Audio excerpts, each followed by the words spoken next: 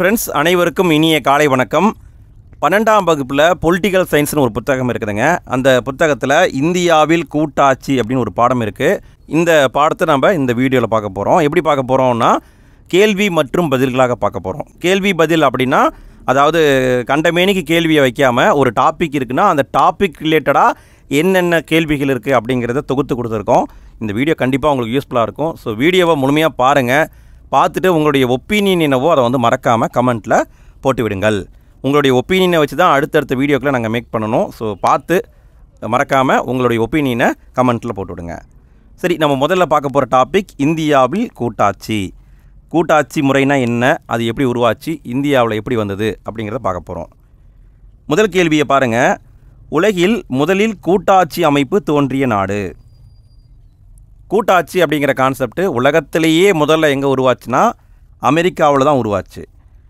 உலகில் கூட்டாட்சி அமைப்பு முறையை கொண்ட நாடுகள் அப்படின்னு பார்த்தீங்கன்னா ஆஸ்திரேலியா, கனடா, சுவிட்சர்லாந்து, ஐரோப்பிய யூனியன், இதில் எல்லாமே பார்த்தீங்கன்னா கூட்டாட்சி முறை தான் இருக்குது. இந்தியாவில் கூட்டாட்சி முறையின் தோற்றத்தை உருவாக்கிய சட்டம். இந்தியாவில் கூட்டாட்சி முறை எப்படி உருவாச்சு அப்படின்னு பார்த்தீங்கன்னா ஒழுங்குமுறை சட்டம் அப்படிங்கிற சட்டம் வந்ததுங்க. 1773 கொண்டு வந்தாங்க. அந்த சட்டத்தில் என்ன சொல்லியிருப்பாங்கன்னா வங்காளத்தில் இருந்த அந்த மாகாணமானது சென்னை, பம்பாய் போன்ற மாகாணத்தை கட்டுப்படுத்தணும், 3 பேரும் கூட்டாக சேர்ந்து இயங்கணும் அப்படின்னு சொல்லியிருப்பாங்க. ஸோ அதன் மூலமாக தான் இந்தியாவில் கூட்டாட்சி அப்படிங்கிற கான்செப்ட் உருவாக்கியது. மாகாணங்களில் இரட்டை ஆட்சியை அறிமுகம் செய்த சட்டம் எது? அதாவது மாகாணங்களில் பார்த்தீங்கன்னா ஒதுக்கப்பட்ட துறை, மாற்றப்பட்ட துறைன்னு பிரிச்சிருப்பாங்க. இதை நம்ம வரலாறு பகுதியில் படிச்சிருப்போம். அதை அறிமுகம் செய்த சட்டம் எதுன்னு கேட்டிருக்காங்க. இந்த கேள்வி வந்து தொடர்ந்து வந்துக்கிட்டே இருக்குது, பார்த்துக்கோங்க. இந்திய அரசு சட்டம் 1919 தான் அதை கொண்டு வந்தாங்க. மாகாணங்களில் சுயாட்சியை வழங்கிய சட்டம். மாகாணங்கள் சுயமாக இயங்கலாம் அப்படின்னு எந்த சட்டத்தில் சொல்லியிருக்காங்க அப்படின்னா இந்திய அரசு சட்டம் 1935. நல்லா கவனிங்க, இரட்டை ஆட்சியை கொண்டு வந்தது 1919 சட்டம், இரட்டை ஆட்சியை நீக்கியது 1935 சட்டம். சரிங்களா? மாகாண சுயாட்சினா இரட்டை ஆட்சியை நீக்கிட்டாங்க. ஸோ அதை பார்த்துக்கோங்க. மோதிலால் நேரு குழுவின் அறிக்கை வெளியான ஆண்டு எது? மோதிலால் நேரு அவர் தலைமையில் ஒரு குழு அமைச்சாங்க. 1928 தான் அந்த குழுவுடைய அறிக்கை வந்திருக்கும். அதில் என்ன சொல்லியிருப்பாங்கன்னா கூட்டாட்சியை கொண்டு வரணும் அப்படின்னு சொல்லியிருப்பாங்க. இந்திய கூட்டாட்சியை கூட்டுறவு கூட்டாட்சி என வர்ணித்தவர் யார்? இந்திய கூட்டாட்சியை ஒருத்தர் கூட்டுறவு கூட்டாட்சி அப்படின்னு சொல்லியிருக்காரு. அவர் யாருன்னு கேட்டிருக்காங்க. கிரான்வில் ஆஸ்டின். இவர் தான் அந்த மாதிரி சொல்லியிருப்பார். இவர் யாருன்னா அமெரிக்காவுடைய புகழ்பெற்ற அரசியலாளர். அரசியலமைப்பின் பாதுகாவலன், கூட்டாட்சி முறையில் நடுவன் என்று அழைக்கப்படுவது எது? அரசியலமைப்புடைய பாதுகாவலன்னு சொல்கிறோம், கூட்டாட்சி முறையுடைய நடுவன்னு சொல்கிறோம். யாருன்னு பார்த்தீங்கன்னா உச்ச நீதிமன்றம். இவ்வளோ தான் ஃப்ரெண்ட்ஸ். அதாவது இந்தியாவில் கூட்டாட்சி அப்படிங்கிற டாபிக் இவ்வளோ தான் இருக்குது. இவ்வளோ பார்த்துக்கிட்டா போதும். அடுத்து நம்ம பார்க்க போகிறது மாநிலங்களவை. இந்திய பாராளுமன்றத்தில் மக்களவையும் இருக்குது, மாநிலங்களவையும் இருக்குது. இதில் மாநிலங்களவைங்கிறது ரொம்ப ரொம்ப முக்கியமான ஒரு அவை. ஏன்னா மாநில உரிமைகளின் பாதுகாவலன் என்று அழைக்கப்படுவது மாநிலங்களவை. மாநில உரிமைகளின் பாதுகாவலன். பாராளுமன்றம் நினச்சா ஒரு மாநிலத்துடைய எல்லையை மாற்றலாம், மாநிலத்துடைய எல்லையை மாற்றலாம், சுருக்கலாம், ஒரு மாநிலத்தை 2ஆக உடைக்கலாம், 2 மாநிலத்தை ஒன்றா இணைக்கலாம். அந்த எல்லைகளை மாற்றுவது பற்றிய சட்டப்பிரிவு எதுன்னு கேட்டிருக்காங்க. சட்டப்பிரிவு 3 மற்றும் 4. இந்த 2 பிரிவு அடிப்படையாக வச்சு, அதுவும் குறிப்பாக 3 இந்த பிரிவு அடிப்படையாக வச்சு மாநிலத்துடைய எல்லையை பாராளுமன்றம் மாற்றலாம். மாநிலங்களவையில் அதிகமான இடத்தை பெற்றுள்ள மாநிலம். மாநிலங்களவையில் எல்லாருக்கும் ஒரே மாதிரி சீட்டு கொடுத்துருக்காங்களான்னு கேட்டால் கிடையாது. அதாவது மக்கள் தொகைக்கு அடிப்படையில் மாறும். உத்தரப்பிரதேசம் எடுத்துக்கிட்டிங்கன்னா 31 சீட்டு இருக்குது. அதுவே தமிழ்நாடு மாநிலங்களவையில் தமிழகத்தின் இடங்கள்னு பார்த்தீங்கன்னா 18 இடங்கள் இருக்குது. மாநிலங்களவையில் நாகாலாந்து மாநிலத்துக்கு உள்ள இடம். நாகாலாந்து மாநிலத்துக்குன்னு சீட்டு ஒதுக்கியிருக்காங்க. சீட்டு பார்த்தீங்கன்னா ஒரே ஒரு சீட்டு தான். ஸோ பாருங்களேன், உத்தரப்பிரதேசத்துக்கு 31 சீட்டு, தமிழ்நாடு 18 சீட்டு, நாகாலாந்து 1 சீட்டு. ஆனால் அமெரிக்காவில் பார்த்தீங்கன்னா ஒவ்வொரு மாநிலத்துக்கும் வழங்கப்படும் மாநிலங்களவை இடங்கள் பார்த்தீங்கன்னா 2 சீட்டு கொடுப்பாங்க. ஒவ்வொரு மாநிலத்துக்கும் 2 சீட்டு. மாநிலம் சின்னதாக இருந்தாலும் சரி, பெருசாக இருந்தாலும் சரி, கண்டிப்பாக 2 சீட்டு கொடுத்துருவாங்க. அடுத்து மாநிலங்களவையை பற்றி இன்னும் சில பாயிண்ட்ஸை தெரிஞ்சுக்கணும். புதிய அனைத்து இந்திய பணிகள், ஆல் இண்டியா சர்வீஸ் இருக்கு இல்லைங்களா, அதை உருவாக்கும் அதிகாரம் பெற்ற அமைப்புன்னு பார்த்தீங்கன்னா மாநிலங்களவைக்கு தான் அந்த அதிகாரம் இருக்குது. புதிய அனைத்திந்திய பணிகளை உருவாக்குவதை பற்றி குறிப்பிடும் சட்டப்பிரிவு. எந்த சட்டப்பிரிவை பேஸ் பண்ணி புதிய ஆல் இந்தியா சர்வீசஸ் உருவாக்கப்படுதுன்னு பார்த்தீங்கன்னா 312வது பிரிவு. இதை கேட்க வாய்ப்பு இருக்குது, பார்த்துக்கோங்க. 312வது உறுப்பு அடிப்படையாக வச்சு புதிய அனைத்திந்திய பணிகளை மாநிலங்களவை உருவாக்கலாம். ஃப்ரெண்ட்ஸ், இது வரைக்கும் நம்ம பார்த்தது மாநிலங்களவையை பொறுத்த வரைக்கும் இவ்வளோ தான் நீங்கள் தெரிஞ்சுக்க வேண்டியது இருக்குது. அடுத்து நம்ம பார்க்க போகிறது நெருக்கடி நிலை அதிகாரங்கள். நெருக்கடி நிலைகளை பற்றி நம்ம 10ஆம் வகுப்புலேயே படிச்சிருப்போம். அவசர கால அதிகாரங்கள் அப்படின்னு சொல்லுவாங்க, நெருக்கடி நிலைகள் சொல்லுவாங்க. அவசர கால அதிகாரங்கள் எந்த பகுதியில் வைக்கப்பட்டுள்ளன? அரசியலமைப்புடைய எந்த பகுதியில் வச்சுருக்காங்கன்னா 18வது பகுதியில் வச்சுருக்காங்க. இதில் வந்து 3 விதமான நெருக்கடி நிலைகள் இருக்குது. மத்திய நெருக்கடி பற்றி குறிப்பிடும் சட்டப்பிரிவு 352. இந்தியாவில் இது வரைக்கும் 3 முறை மத்திய நெருக்கடி, தேசிய நெருக்கடியை அறிவிச்சிருப்பாங்க. மாநில நெருக்கடியை பற்றி குறிப்பிடும் சட்டப்பிரிவு 356. நிதி நெருக்கடி பற்றி கூறும் சட்டப்பிரிவு 360. நிதி நெருக்கடி இது வரைக்கும் அமல்படுத்தப்படவே இல்லை. இந்த 3 வந்து நெருக்கடி நிலைகளை பற்றியது. அடுத்து நம்ம பார்க்க போகிறது இந்திய தலைமை கணக்கு தணிக்கையாளர். இவரை பற்றி 2 பாயிண்ட் தெரிஞ்சிட்டால் போதும். இந்திய தலைமை கணக்கு தணிக்கையாளரை பற்றி குறிப்பிடும் சட்டப்பிரிவு என்னன்னு கேட்பாங்க. சட்டப்பிரிவு 148. 148 தான் இந்திய தலைமை கணக்கு தணிக்கையாளரை பற்றி குறிப்பிடுது. இந்திய தலைமை கணக்கு தணிக்கையாளரை நியமிப்பவர் யாருன்னு கேட்பாங்க. யார் இவரை அப்பாயின்மெண்ட் பண்ணுறாங்கன்னா குடியரசுத் தலைவர் தான் அப்பாயின்மெண்ட் பண்ணுறாரு. அடுத்து நம்ம பார்க்க போகிறது மத்திய மாநில அதிகார பகிர்வு. அதிகாரத்தை எப்படி பகிர்ந்துக்கிறாங்கன்னு பார்க்க போகிறோம். மத்திய மாநில அதிகார பகிர்வில் எந்த சட்டம் அடிப்படையாக உள்ளதுன்னு கேட்டிருக்காங்க. அதாவது எந்த சட்டம் பேஸாக இருக்குது, எந்த சட்டத்தை அடிப்படையாக வச்சு அதிகாரத்தை பிரித்து கொடுத்துருக்காங்கன்னு கேட்டிருக்காங்க. இந்திய அரசு சட்டம் 1935. 1935 வந்து இல்லைங்களா, அந்த சட்டத்தில் வச்சுருக்கிற அம்சங்களை எடுத்து தான் இப்போ இருக்கிற அரசியலமைப்புலையும் வச்சுருக்காங்க. மத்திய மாநில அதிகார பகிர்வை 3 பட்டியலாக பிரித்து வச்சுருக்காங்க. மத்திய பட்டியல், மாநில பட்டியல், பொதுப்பட்டியல். இதில் இந்த 3 பட்டியலும் எந்த அட்டவணையில் இருக்குதுன்னு கேட்டிருக்காங்க. அட்டவணைங்கிறது பார்த்திங்கன்னா 7வது அட்டவணை. 7வது அட்டவணையில் 3 பட்டியல்கள் இருக்குது. அதுவே 8வது அட்டவணையில் மொழிகள் இருக்கும். 22 அங்கீகரிக்கப்பட்ட மொழிகள் 8வது அட்டவணையில் இருக்கும். சரி, அடுத்த கேள்வியை பாருங்கள். மாநில பட்டியலில் உள்ள அதிகாரங்கள் எத்தனை? மத்திய பட்டியல், மாநில பட்டியல், பொதுப்பட்டியல், இந்த 3லேயும் தனித்தனி அதிகாரங்கள் இருக்குது. மாநில பட்டியலில் 59 அதிகாரங்கள் இருக்கிறது. மாநில பட்டியலில் இருக்கிற முக்கியமான அதிகாரங்கள்னு பார்த்தீங்கன்னா மாநில சட்டம் ஒழுங்கு, மாநில பொது சுகாதாரம், சுயாட்சி அமைப்புகள், அதாவது சுயாட்சி அமைப்புனா உள்ளாட்சி அமைப்புங்க, லோக்கல் பாடி கவர்மெண்ட்டு, விவசாயம், வனங்கள், இந்த எல்லாமே மாநில அரசுடைய கட்டுப்பாட்டில் வரும். இந்த டிபார்ட்மெண்ட்ஸ் மேலே மாநில அரசு தான் சட்டம் போடும். அடுத்து மத்திய பட்டியல். மத்திய பட்டியல் அப்படின்னு எடுத்துக்கிட்டிங்கன்னா மத்திய பட்டியலில் உள்ள அதிகாரங்கள் மொத்தம் 100 அதிகாரங்கள் இருக்குது. இதில் முக்கியமான அதிகாரங்கள் அப்படின்னு பார்த்தீங்கன்னா பாதுகாப்பு, வங்கித்துறை, நாணயம், வெளியுறவுத்துறை, இது எல்லாமே மத்திய அரசுடைய கட்டுப்பாட்டில் இருக்குது. 2க்கும் பொதுவான பொதுப்பட்டியல்னு இருக்குது. பொதுப்பட்டியலில் உள்ள அதிகாரங்கள் எத்தனைன்னு பார்த்தீங்கன்னா 52 அதிகாரங்கள் இருக்கிறது. பொதுப்பட்டியலில் இருக்கிற முக்கியமான அதிகாரங்கள்னு பார்த்தீங்கன்னா கல்வி இருக்குது பார்த்தீங்களா, கல்வி, திருமணம், குடியுரிமை சட்டம், இது எல்லாமே பொதுப்பட்டியலில் வரும். இந்த கல்வியை பற்றி நம்ம அடுத்து பார்க்கலாம், சரிங்களா, பின்னாடி வருது. ஸோ பாருங்கள், கல்வி, திருமணம், குடியுரிமை சட்டம் எல்லாமே பொதுப்பட்டியல் இருக்குது. சரி, மத்திய பட்டியல், மாநில பட்டியல், பொதுப்பட்டியல் தனித்தனியாக பிரித்து வச்சிட்டாங்களா? அதுக்குள்ளே மட்டும் அந்தந்த கவர்மெண்ட்டு அதிகாரம் செலுத்தலாமான்னு கேட்டால் செலுத்தலாம். ஆனால் சில நேரங்களில் மாநில பட்டியல் மீது மத்திய அரசாங்கம் அதிகாரத்தை செலுத்தும். மாநில பட்டியலில் தேவைப்பட்டால் அவங்களே திருத்தம் செய்யலாம். அப்படி எந்தெந்த சூழலில் மாநில பட்டியல் மீது மத்திய அரசு அதிகாரம் செலுத்தலாம்னா, தேசிய அவசர நிலை அமல் இருந்தால் மாநில பட்டியலை திருத்தலாம். எல்லா மாநிலங்களும் சேர்ந்து பொது சட்டத்தை நிறைவேற்றி கொடுங்க அப்படின்னு கோரிக்கை வச்சா அதை வச்சு மாநில பட்டியலை திருத்தலாம். சர்வதேச ஒப்பந்தத்தை நடைமுறைப்படுத்தணும் அப்படிங்கிற சூழலில் மாநில பட்டியலில் மத்திய அரசு கை வைக்கலாம். 356 மாநில அவசர நிலை, இது நடைமுறையில் இருக்கும்போது மாநில பட்டியலை மத்திய அரசாங்கம் திருத்தலாம். ஸோ பார்த்துக்கோங்க, 4 வழிகளில் மாநில பட்டியல் மீது மத்திய அரசாங்கம் தன்னுடைய அதிகாரத்தை செலுத்தும்.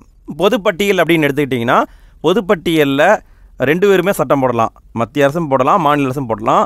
ஆனால் அதில் கருத்து முரண்பாடு வரும் பொழுது மத்திய அரசு போடுற சட்டம் தான் செல்லும், சரிங்களா, அதை பார்த்துக்கோங்க. அடுத்து பாருங்கள், மாநில பட்டியலிருந்து மத்திய பட்டியலுக்கு பட்டியல்களை மாற்றக்கூடிய அதிகாரம் பெற்றது. அதாவது மாநில பட்டியலில் 59 துறைகள் இருக்குதுன்னு பார்த்தோம் இல்லையா, 59 துறைகளையும் நம்ம நினச்சா மத்திய பட்டியலுக்கு மாற்றலாம். அதை மாற்றக்கூடிய அதிகாரம் யாருக்கு இருக்குன்னா மாநிலங்களவைக்கு இருக்குது. மாநிலங்களவை எப்படி பட்டியல் மாற்றம் பண்ணலான்னா சட்டப்பிரிவு 249. இது முக்கியங்க. 249வது பிரிவை அடிப்படையாக வச்சு மாநில பட்டியலை மத்திய கவர்மெண்ட்டுக்கு மாநிலங்களவை மாற்றலாம். அது நினச்சா மாற்றலாம். ஆனால் எப்படி மாற்றலான்னா, தேசிய நலன் கருதி நேஷனல் லெவலில் ஒரு நல்லது நடக்க போகுது அப்படின்னா தாராளமாக மாற்றலாம்.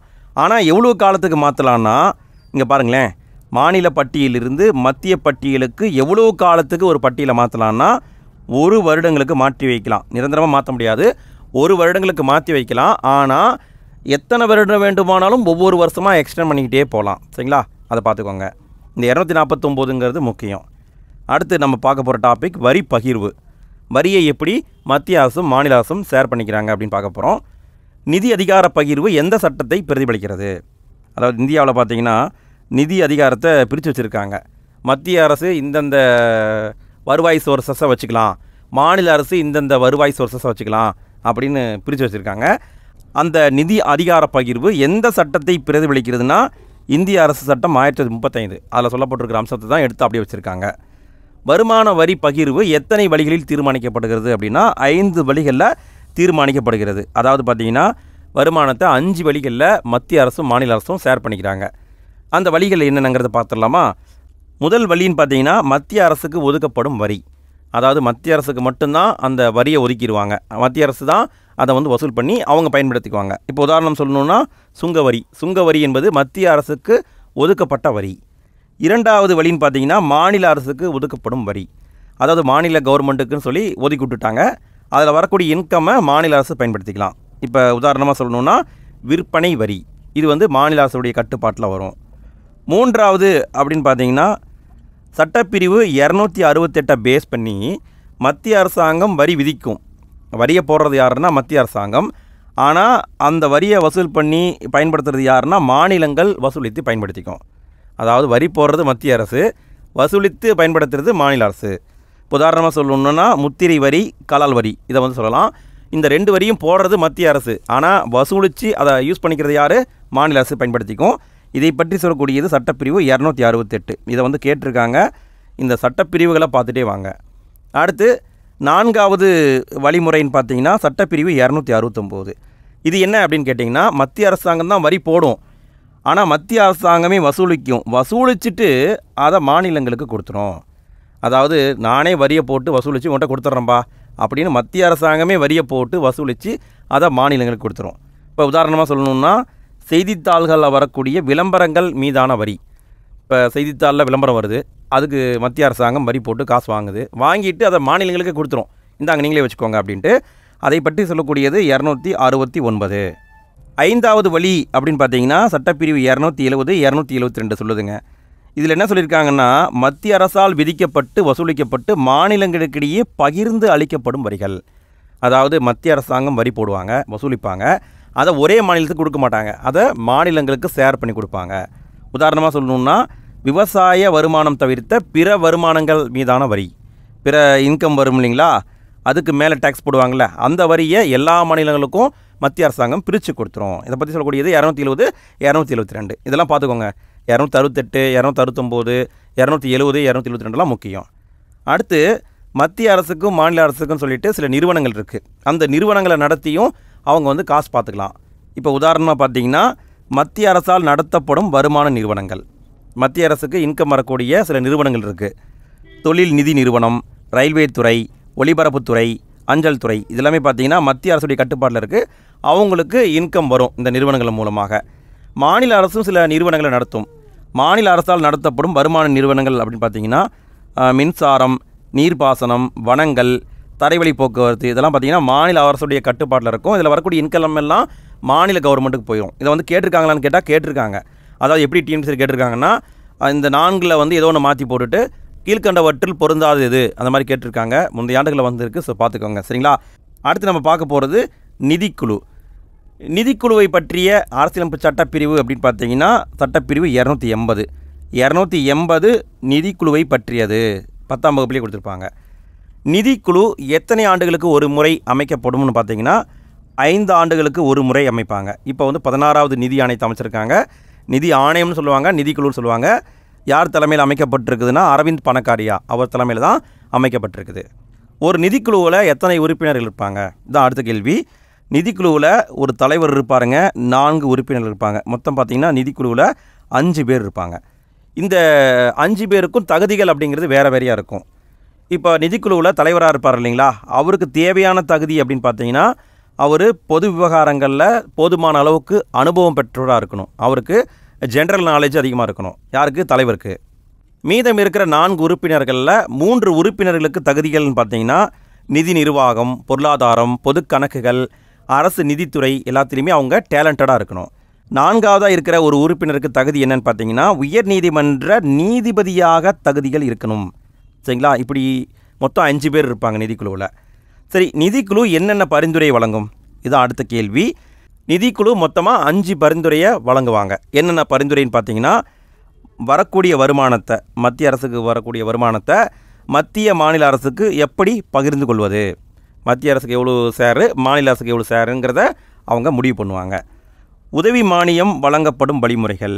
இப்போ சில அரசுக்கு இன்கமே வராது, அவங்களுக்கு உதவி மானியம் வழங்கணும். அந்த மானியத்தை எப்படி கொடுக்கலாம் அப்படிங்கிறத சொல்லுவாங்க.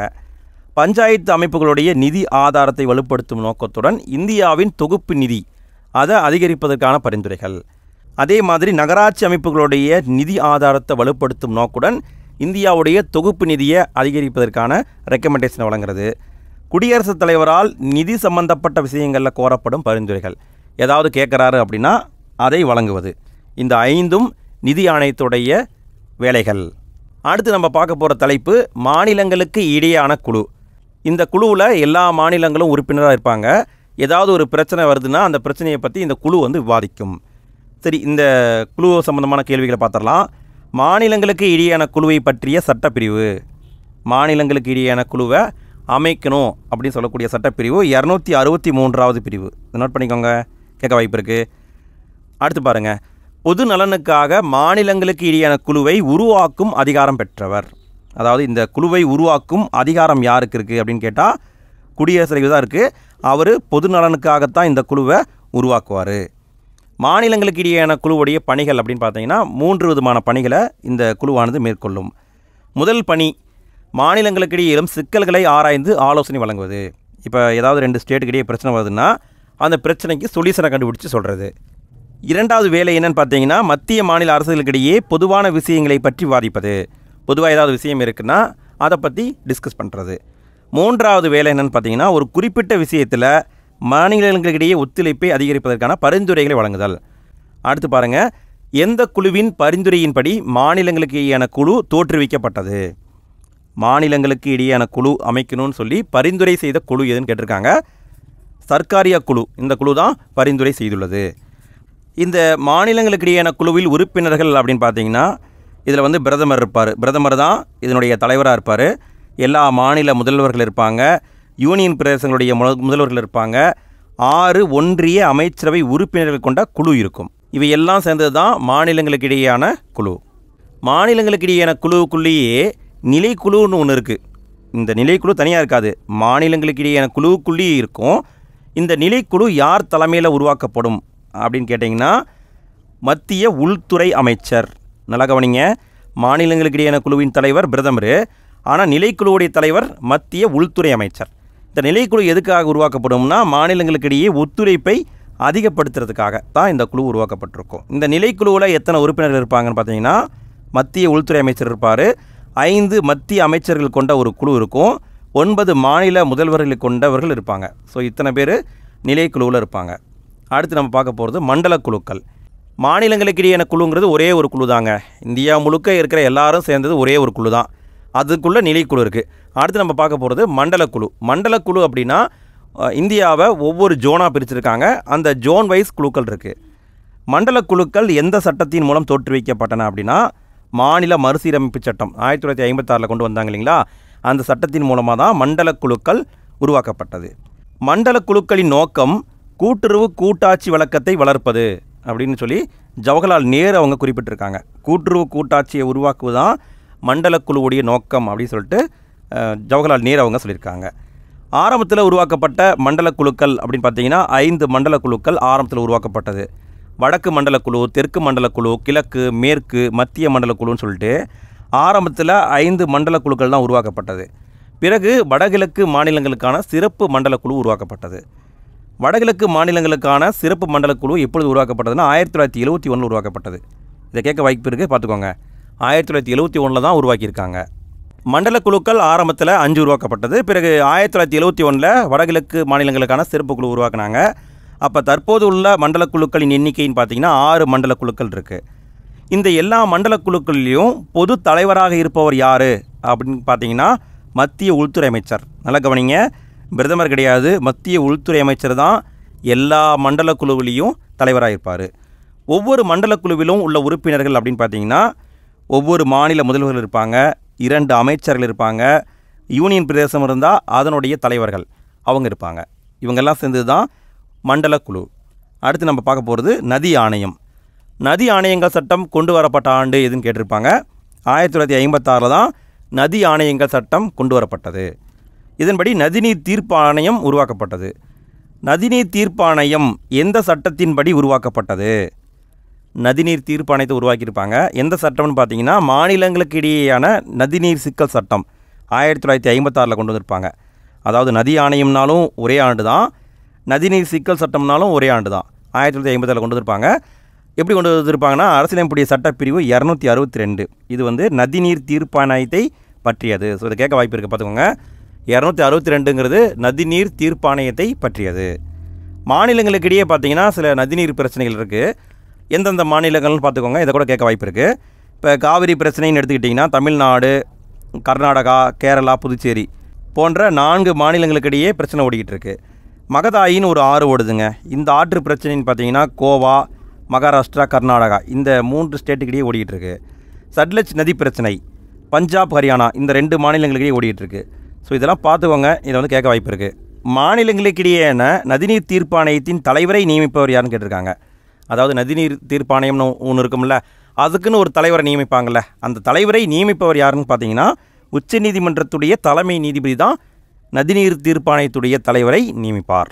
இந்த நதிநீர் தீர்ப்பாணையம் அப்படிங்கிறது நதிநீர் வழக்குகளை விசாரித்து அதுக்கான தீர்ப்பை வழங்கும். இந்த தீர்ப்பாணையத்துடைய சிறப்புகள் அப்படின்னு பார்த்தீங்கன்னா இந்த தீர்ப்பாணையம் வழங்கக்கூடிய தீர்ப்பானது நீதிமன்றத்தின் தீர்ப்பாகவே கருதப்படும். நீதிமன்றம் கொடுத்த ஜட்ஜ்மெண்ட் மாதிரி தான் இது. நதிநீர் பிரச்சனையில் வேறு எந்த நீதிமன்றமும் தலையிட முடியாது. இப்போ தீர்ப்பாணையம் ஒரு நதிநீர் பிரச்சனையை விசாரிச்சுக்கிட்டு இருக்குன்னா அதை எதிர்த்து நம்ம எந்த கோர்ட்டையும் வழக்கு தாக்கல் பண்ண முடியாது, வேறு யாரும் விசாரிக்க முடியாது. நதிநீர் ஆணைய சட்டம் 1956 கீழ் வரக்கூடிய நதிகளில் நடுவர் நீதிமன்றங்களை அமைக்க முடியாது. இது வந்து இதனுடைய சிறப்புகள். அடுத்து சில பாயிண்ட்ஸ் இருக்குது, கவனிங்க. மெட்ராஸ் அரசாங்கமும் மைசூர் அரசும் காவிரி நீரை பகிர்ந்து கொள்ள ஒப்பந்தம் செஞ்சு கொண்டாங்க. அந்த ஒப்பந்தம் செய்து கொண்ட ஆண்டு எதுன்னு கேட்டிருக்காங்க. அதாவது 1924 2 பேரும் ஒப்பந்தம் போட்டுவிட்டாங்க. 50 வருஷம் ஒப்பந்தம் நினைக்கிறேன்.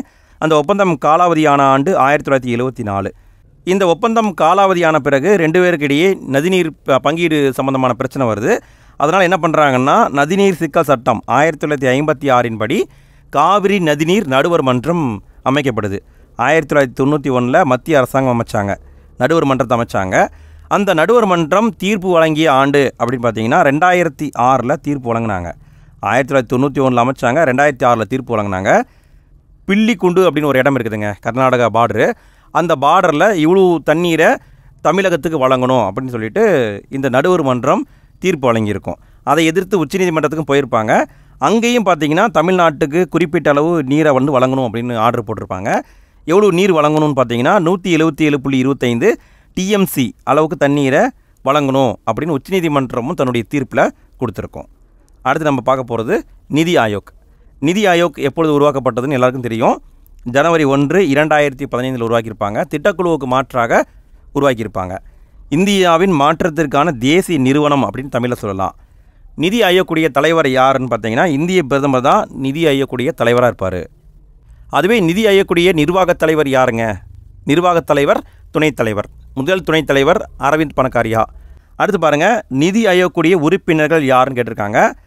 இதில் வந்து நிரந்தர உறுப்பினர்கள் அப்படின்னு பார்த்தீங்கன்னா மாநில முதல்வர்கள் இருப்பாங்க, துணைநிலை ஆளுநர்கள், யூனியன் பிரதேசத்துடைய ஆளுநர்களும் இருப்பாங்க.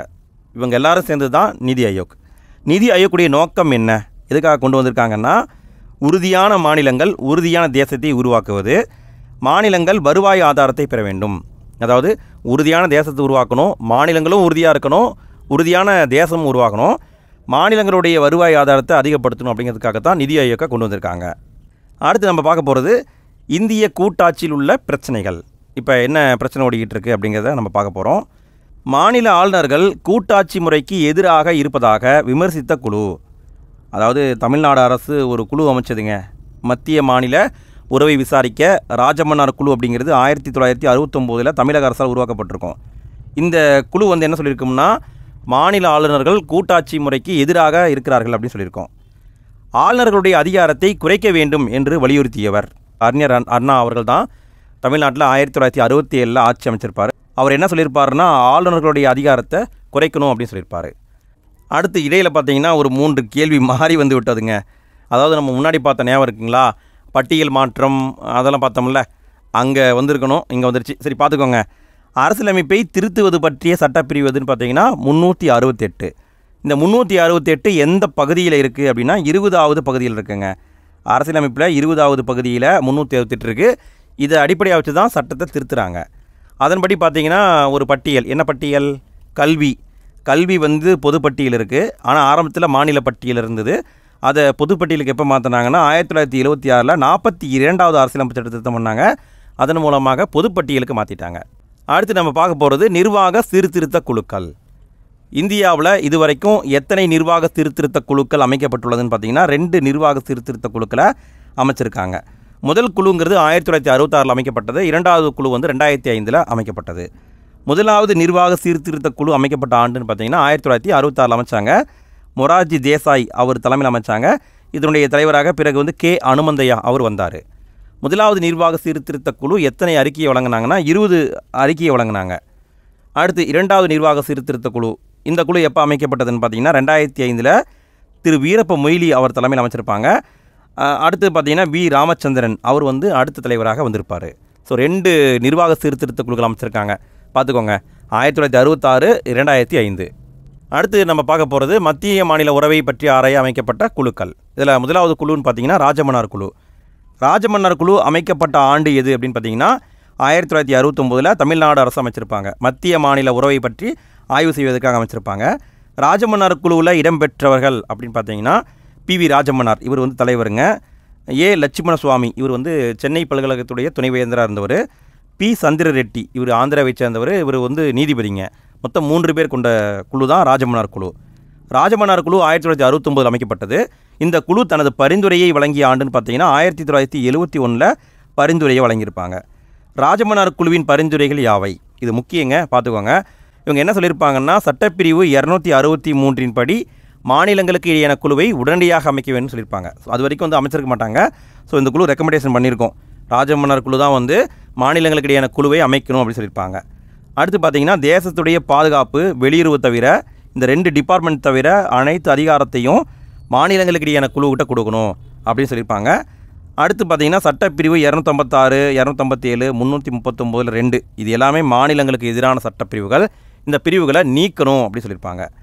அதே மாதிரி அதிகாரங்களை பொறுத்த வரைக்கும் எஞ்சிய அதிகாரங்களை மத்திய அரசுக்கிட்டேருந்து மாநில அரசுக்கு மாற்றுங்க அப்படின்னு சொல்லியிருப்பாங்க. அதே மாதிரி வரி விதிக்கும் அதிகாரம், இப்போ எடுத்துக்கிட்டிங்கன்னா தொழில் நிறுவனங்கள் வரி இருக்குது, ஏற்றுமதி வரி, சுங்க வரி, இது எல்லாமே பார்த்திங்கன்னா மத்திய அரசுக்கிட்ட இருக்குது. இது போன்ற வரி விதிக்கும் அதிகாரங்களை மாநில அரசுக்கு மாற்றுங்க அப்படின்னு சொல்லியிருப்பாங்க.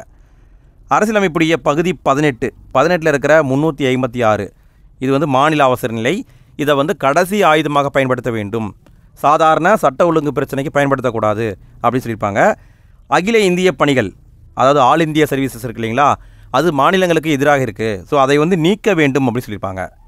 இரண்டாவதாக நம்ம பார்க்குற குழு சர்க்காரிய குழுவை மத்திய அரசாங்கம் அமைச்சாங்க. சர்க்காரிய குழு அமைக்கப்பட்ட ஆண்டு எதுன்னு பார்த்தீங்கன்னா 1983 திருமதி இந்திரா காந்தி அவங்க அமைச்சிருப்பாங்க. சர்க்காரிய குழுவில் இருந்தவர்கள் அப்படின்னு பார்த்தீங்கன்னா சர்க்காரிய தலைவராக இருந்தார் பி. சிவராமன், RSSN இவங்கெல்லாம் உறுப்பினராக இருந்தாங்க. இந்த சர்க்காரிய குழு பரிந்துரை வழங்க எத்தனை ஆண்டுகள் எடுத்துக்கொண்டதுன்னா 5 ஆண்டுகள் எடுத்துக்கொண்டது. தனது அறிக்கையை 5 ஆண்டுகள் கழித்து தான் கொடுத்தாங்க. வழங்கிய பரிந்துரைகள் எத்தனைன்னு பார்த்தீங்கன்னா 247 பரிந்துரைகளை வழங்கியிருப்பாங்க. இவங்க சொன்ன பரிந்துரைகள் என்ன, அதுவும் முக்கியம். இவங்க என்ன சொல்லியிருப்பாங்கன்னா, அரசியலமைப்புடைய உறுப்பு 263 B மற்றும் C இதை பேஸ் பண்ணி மாநிலங்களுக்கு இடையான குழுவை ஏற்படுத்துங்கன்னு சொல்லியிருக்கோம். நம்ம முன்னாடியே பார்த்தோம் இல்லைங்களா, ராஜமன்னார் குழுவும் இதே தான் சொன்னாங்க, இவங்களும் அதே தான் சொன்னாங்க. ஆனால் இவங்க இன்னொன்று சொல்லியிருப்பாங்க, 263 இருக்கிற ஆ என்பது இந்த அதிகாரத்தை வந்து மாநிலங்களில் இருக்கிற குழுக்கிட்ட கொடுக்கக்கூடாதுன்னு சொல்லியிருப்பாங்க. இது என்னன்னு பார்த்தீங்கன்னா, ஒரு பிரச்சனை வருதுன்னா அந்த பிரச்சனையை மாநிலங்களில் இருக்கிற குழு வந்து தன்னிச்சையாக எடுத்து பேசலாம். ஆனால் அந்த அதிகாரத்தை கொடுக்கக்கூடாது அப்படின்னு சொல்லி சர்க்காரிய குழு வந்து சொல்லியிருக்கு. சட்டப்பிரிவு 356 மாநில அவசர நிலை. இதை மிகவும் கவனமாக பயன்படுத்தணும், குறைவாக பயன்படுத்தணும், கடைசி ஆயுதமாக பயன்படுத்தணும்னு சொல்லியிருப்பாங்க. அரசியல் தலைவர்களை ஆளுநராக நியமிக்கக்கூடாது. குறிப்பாக சொல்லணுன்னா ஆளும் கட்சியுடைய தலைவர்கள் அவர்களை ஆளுநராக நியமிக்கக்கூடாது அப்படின்னு சொல்லியிருப்பாங்க. மும்மொழி கொள்கையை கண்டிப்பாக அமுல்படுத்த வேண்டும். மும்மொழி கொள்கை வந்தால் தேசத்துடைய ஒற்றுமை வந்து வளரும் அப்படிங்கிற மாதிரி ரெக்கமெண்டேஷன் கொடுத்துருப்பாங்க. ஸோ இதை பார்த்துக்கோங்க. மும்மொழி கொள்கையை பற்றி பரிந்துரைத்த குழு சர்க்காரிய குழு. அடுத்து நம்ம பார்க்க போகிற குழு வந்து புன்சி குழு. புன்சி குழு அமைக்கப்பட்ட ஆண்டு 2007 அமைக்கப்பட்டது. மத்திய அரசாங்கம் அமைச்சாங்க. இதனுடைய தலைவர் மதன் மோகன் புன்சி. இந்த புன்சி குழுவில் இருந்த உறுப்பினர்கள் அப்படின்னு பார்த்தீங்கன்னா 3 நிபுணர்கள் இருந்தாங்க, ஒரு செயலாளர் இருந்தாங்க. ஒரு தலைவர், 3 நிபுணர்கள், ஒரு செயலாளர்கள், மொத்தம் 5 பேர் இருந்திருப்பாங்கன்னு நினைக்கிறேன். புன்சி குழு தனது பரிந்துரை வழங்கிய ஆண்டு 2010 வழங்கினாங்க. அதாவது உருவாக்கியது வந்து 2007 உருவாக்குனாங்க, 2010 ரெக்கமெண்டேஷன் கொடுத்தாங்க. இதனுடைய பரிந்துரைகள் அப்படின்னு பார்த்தீங்கன்னா மாநில ஆளுநர்களை பற்றி என்னென்ன சொல்கிறாங்கன்னு பாருங்களேன். ஆளுநர்களை குறிப்பிட்ட பதவி காலத்துக்கு நியமிக்கப்பட வேண்டும். அதாவது பார்த்தீங்கன்னா இன்றைக்கி இருக்கிற சுச்சுவேஷனில் குடியரசுத் தலைவருடைய அனுமதியின் பேரில் தான் ஆளுநர்கள் இருப்பாங்க. குடியரசுத் தலைவருக்கு விருப்பமாகிற வரைக்கும் இருப்பாங்க, இல்லைன்னா அவரை உடனே டக்குன்னு தூக்கலாம். அவங்களுடைய பதவிக்காலம் உறுதியாக சொல்ல முடியாது. ஆனால் இந்த புன்சிக்குழு என்ன சொல்லியிருக்கோம்னா அவங்களுக்குன்னு ஃபிக்ஸ்டு பதவி காலத்தை உருவாக்குங்க. 5 வருஷம்னா 5 வருஷம் அதை உருவாக்குங்க. அதே மாதிரி குடியரசுத் தலைவரை எப்படி பதவி நீக்கம் செய்வோமோ அதே மாதிரி ஆளுநர்களையும் பதவி நீக்கம் செய்கிற மாதிரி கொண்டு வாங்கன்னு சொல்லியிருப்பாங்க. சட்டப்பிரிவு 356 இதை பற்றியும் புன்சிக்குழு பேசியிருக்கு.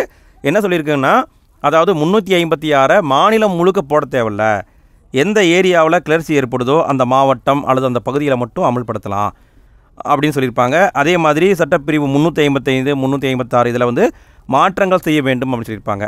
மதக்கலவரம் ஏற்பட்டால் உடனடியாக யாரையும் கேட்காம மத்திய அரசு காவல் படையை அனுப்பலாங்கிற மாதிரி திருத்தம் கொண்டு வாங்க சொல்லியிருப்பாங்க.